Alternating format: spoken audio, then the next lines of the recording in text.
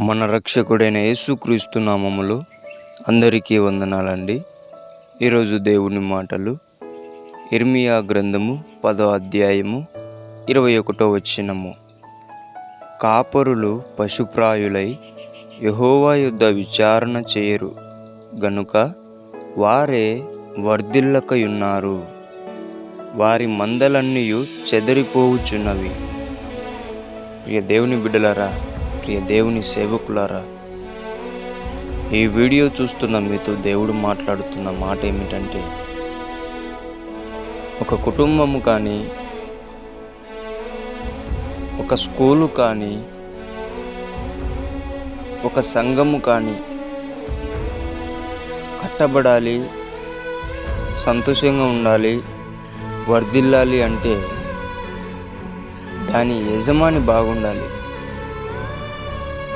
అదే ఇక్కడ చెప్తున్నాడు దేవుడు కూడా.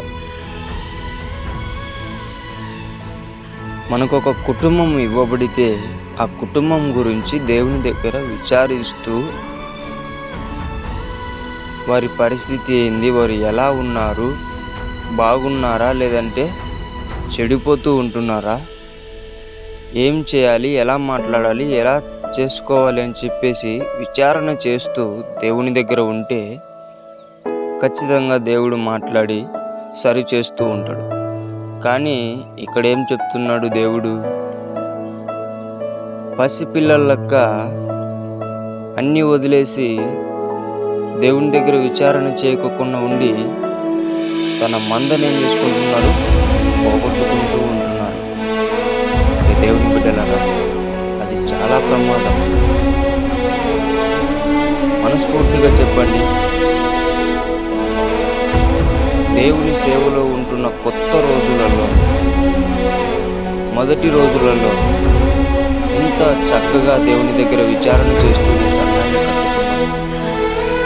ఈరోజు ఇంతలా పడిపోవడానికి కారణం, సంఘము చీల్చబడడానికి కారణం, సంఘంలో బిడ్డలు చెదిరిపోవడానికి కారణం ఏంటి?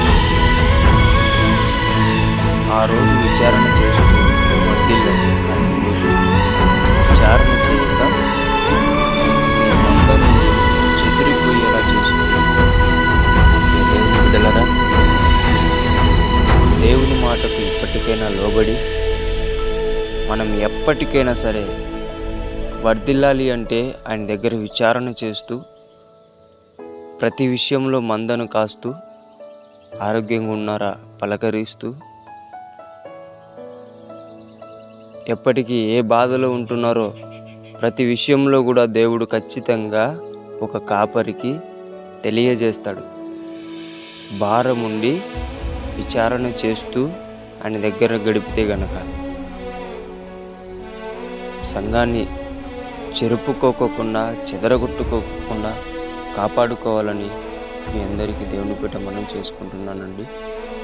దేవుడి మాటలను దీవించునుగాక. ప్రార్థించుకుందాం. పరిశుద్ధుడైన యేసయ్యా, మీకు వందనాలయ్యా.